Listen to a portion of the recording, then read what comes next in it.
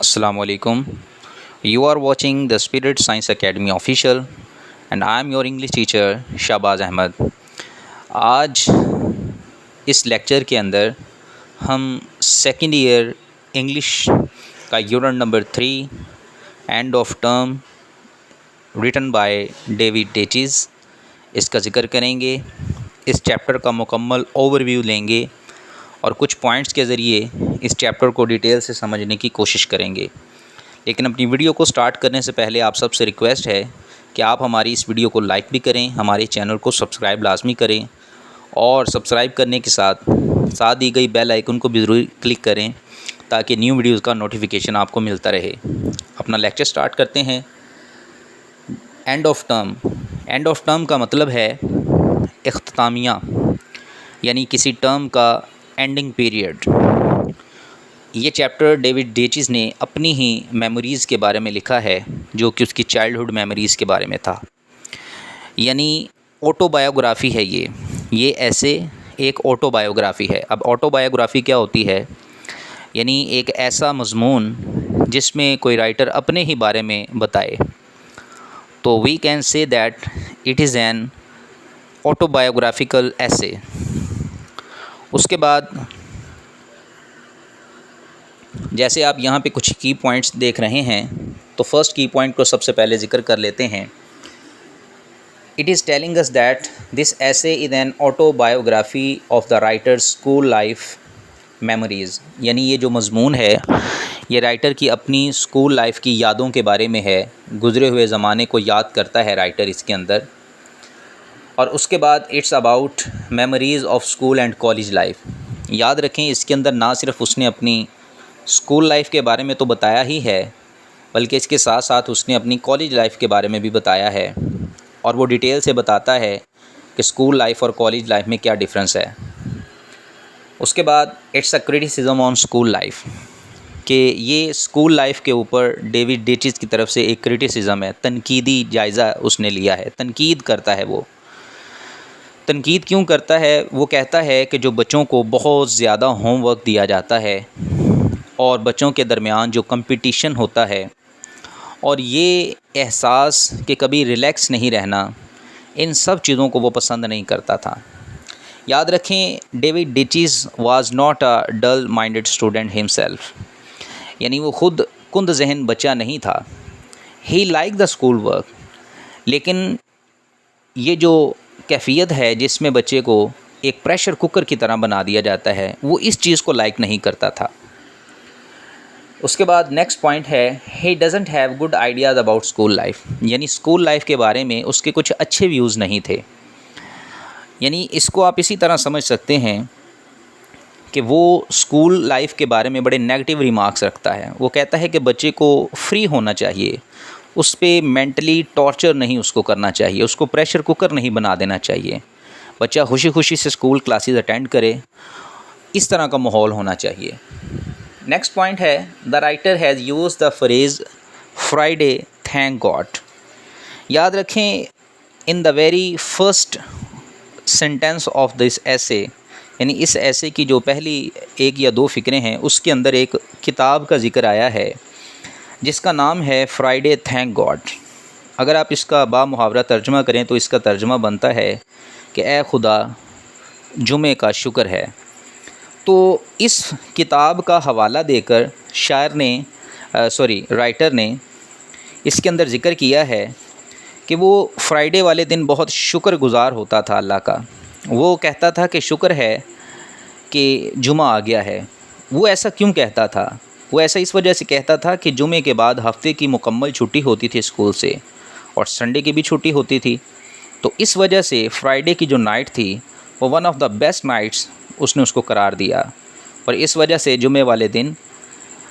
और याद रखें, इसमें एक और आपने पॉइंट नोट करना है, जो टेक्स्ट की वर्डिंग है वो ये है कि वो कहता था कि जुमे को जो लास्ट पीरियड होता था उसमें चाहे कोई भी सब्जेक्ट, किसी भी मौजू पे कोई चीज़ बताई जा रही होती थी तो स्टूडेंट्स बड़े एगरली, बड़े शौक़ से उसको सुना करते थे और उसमें पार्टिसिपेट करते थे और बड़े एक्टिव हो जाते थे, क्योंकि उन्हें पता होता था कि अब ये आखिरी पीरियड है और इसके बाद हमें 2 छुट्टियां एंजॉय करने को मिलेंगी।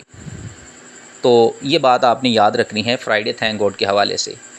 नेक्स्ट जो इसका पॉइंट है, daily homework competition among students and feeling of not being relaxed pressed him heavily.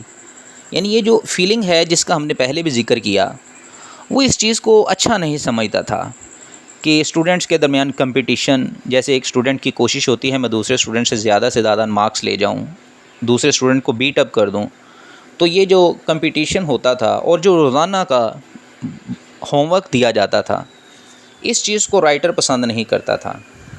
वो इसके बारे में we can say that he holds no good opinion about this routine of school life as he was as a child. यानी जब वो बच्चा था तो वो इन चीज़ों को लाइक नहीं करता था।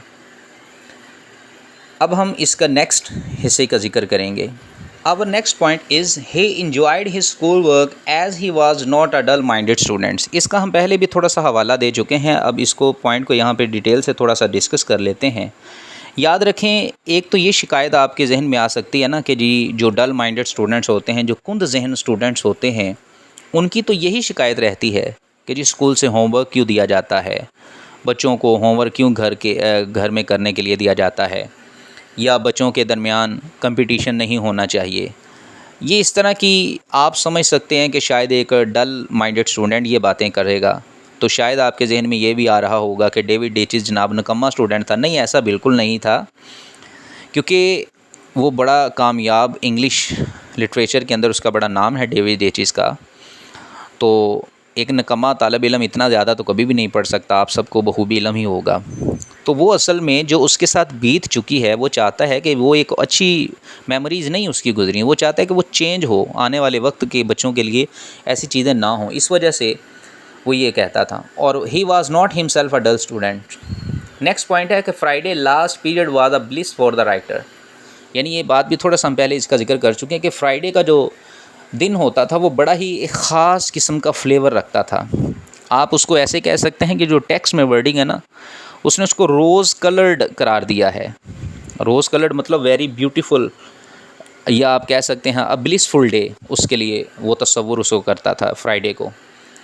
नेक्स्ट पॉइंट है कि he walked home like an escaped prisoner. यानी on Friday he walked home like an escaped prisoner. यानी जुमा के दिन वो घर की तरफ इतनी तेज़ी से जाता था जैसे किसी कैदी को जेल से आज़ादी मिली हो और वो खुशी खुशी अपने घर की तरफ जा रहा हो। तो राइटर इसी तरह अपने घर की तरफ जाया करता था।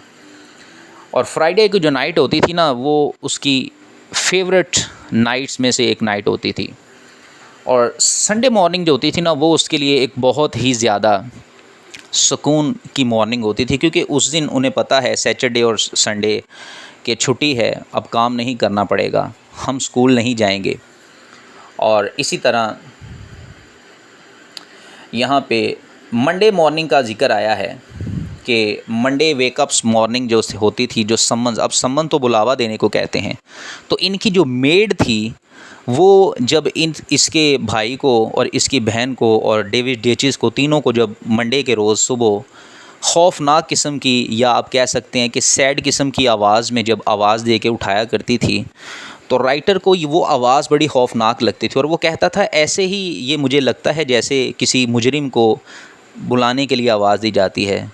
तो वो इस वजह से इस चीज़ को पसंद नहीं करता था। यानी मंडे वाले दिन चूँकि स्कूल जाना होता था, तो वही सारी रूटीन दोबारा से पूरे वीक में होना होती थी, इस वजह से वो मंडे मॉर्निंग को उठना उसके लिए बड़ा एक मुश्किल मरहला होता था।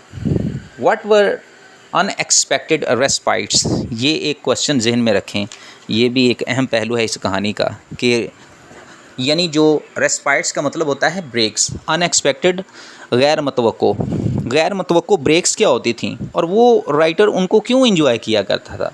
तो सबसे पहले तो अनएक्सपेक्टेड जो ब्रेक्स हैं वो याद रखें, कभी कभी ऐसे होता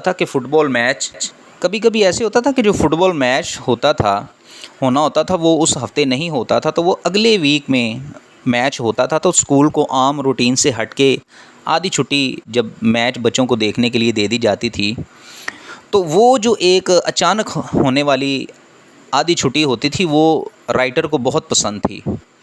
और नंबर 2, अचानक हंगामी हालात की वजह से अनएक्सपेक्टेड एमरजेंसीज़ केसेस की वजह से जब स्कूल 1 या 2 घंटा पहले बंद हो जाया करता था, तो इस चीज़ से भी जो राइटर बहुत ज़्यादा इंजॉय इस छुट्टी को किया करता था। ये ऑल ऑफ सडन जो ब्रेक्स उसे मिलती थी ना, अनएक्सपेक्टेड रेस्पाइट्स, अनएक्सपेक्टेड जो ब्रेक्स मिलती थी, वो इनको बड़ा इंजॉय करता था। और नंबर 3, शदीद धुंध या सर्दी की वजह से भी बहुत ज़्यादा कुछ दिनों के लिए स्कूल को बंद हो जाना पड़ता था। तो लेकिन याद रखें, राइटर इसमें ये भी बताता है हमें कि ऐसा ये जो अनएक्सपेक्टेड रेस्पाइट्स है ना, ये बहुत कम ऐसा होता था, बड़ा रेयर, वेरी ऑफन ये काम होता था। लेकिन मुसन्निफ़ राइटर इन चीज़ों को बड़ा इंजॉय किया करता था, ये जो अनएक्सपेक्टेड रेस्पाइट्स होते थे। And the last point, wishes don't come true in this life. वो कहता है कि इस ज़िंदगी के अंदर ख्वाहिशात पूरी नहीं होती।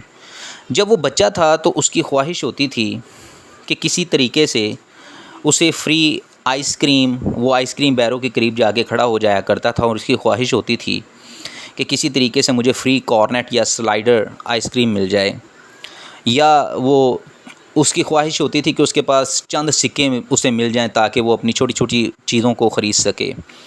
और इसी तरह फिर उसकी ख्वाहिश थी बचपन में कि उसे 3 पहियों वाली ट्राइसिकल मिल जाए, लेकिन वो उसको हासिल ना कर सका। फिर जब वो बड़ा हुआ और उसकी ख्वाहिश बाइसिकल में चेंज हो गई, तो वो उसको भी हासिल ना कर सका। और फिर तकरीबन 21 साल की एज में, व्हेन ही वाज 21, उसने अपनी बाइसिकल हासिल की। तो उसने ये भी गिला किया कि बहुत सी ख्वाहिशात बचपन में ऐसी होती हैं जिनको इंसान उस वक़्त पूरा नहीं कर सकता। तो dear students, chapter number 2 second year English end of term हमने कंप्लीट किया। उम्मीद करते हैं आपको इस चैप्टर का मुकम्मल ओवरव्यू समझ आ चुका होगा। आप सबसे अगेन रिक्वेस्ट है कि अगर आपने अभी तक हमारा चैनल सब्सक्राइब नहीं किया तो लाजमी सब्सक्राइब करें, बेल आइकन को भी ज़रूर क्लिक करेंगे। मिलेंगे अगली वीडियो में। टेक केयर, अल्लाह हाफिज़।